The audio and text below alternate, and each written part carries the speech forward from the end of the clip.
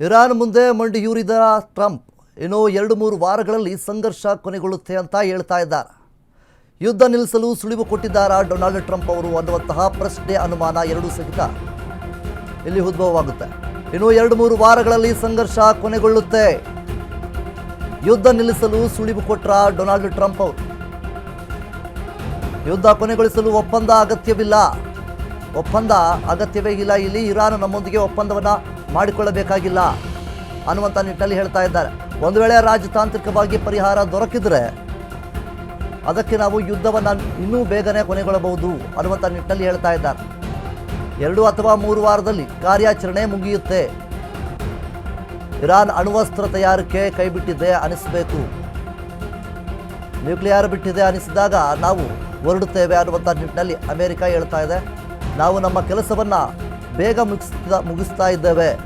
ಇರಾನ್ನಲ್ಲಿ ಆಡಳಿತ ಬದಲಾವಣೆ ಗುರಿ ಸಾಧಿಸಲಾಗಿದೆ. ಸೊ ಈ ಒಂದು ಕಾರಣದಿಂದಾಗಿ ಸಂಘರ್ಷ ಮುಂದುವರಿಸಲು ಅಮೆರಿಕ ಬಯಸುವುದಿಲ್ಲ.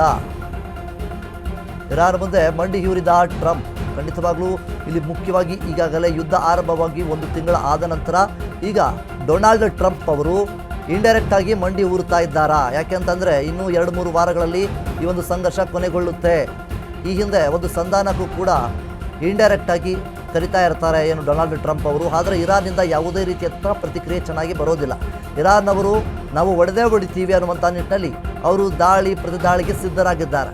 ಸೊ ಹೀಗಿರಬೇಕಾದ್ರೆ ಡೊನಾಲ್ಡ್ ಟ್ರಂಪ್ ಅವರು ಮಾತ್ರ ಈ ಒಂದು ಯುದ್ಧ ಕೊನೆಗೊಳ್ಳಂದರೆ ಸಾಕು ಅನ್ನುವಂಥ ನಿಟ್ಟಿನಲ್ಲಿ ಡೊನಾಲ್ಡ್ ಟ್ರಂಪ್ ಅವರು ಇದ್ದಾರೆ. ಯಾಕೆಂದರೆ ಅವರಿಗೆ ಇದರಿಂದ ಸಾಕಷ್ಟು ನಷ್ಟವನ್ನು ಅವರು ಅನುಭವಿಸಿದ್ದಾರೆ. ಇಸ್ರೇಲ್ ಮತ್ತು ಇರಾನ್ನ ನಡುವೆ ಈ ಒಂದು ಯುದ್ಧವನ್ನು ಆರಂಭವಾಗ್ತಾ ಇತ್ತು. ಆ ಒಂದು ಸಂದರ್ಭದಲ್ಲಿ ಇವರು ಯಾವಾಗ ಎಂಟ್ರಿ ಕೊಟ್ಟರು ಇದರಿಂದ ಇವರಿಗೆ ದೊಡ್ಡ ಮಟ್ಟದ ರೀತಿಯಲ್ಲಿ ಹೊಡೆತವನ್ನು ಇವರೇ ಅನುಭವಿಸಿದ್ದಾರೆ. ಒಂದು ಕಡೆಯಿಂದ ಹಾರ್ಮುಜ್ ಜಲಸಂಧಿ ಕ್ಲೋಸ್ ಆಗಿರೋದ್ರಿಂದ ಇವರಿಗೆ ಹೊಡೆತವನ್ನು ಬೀಳ್ತಾ ಇದೆ.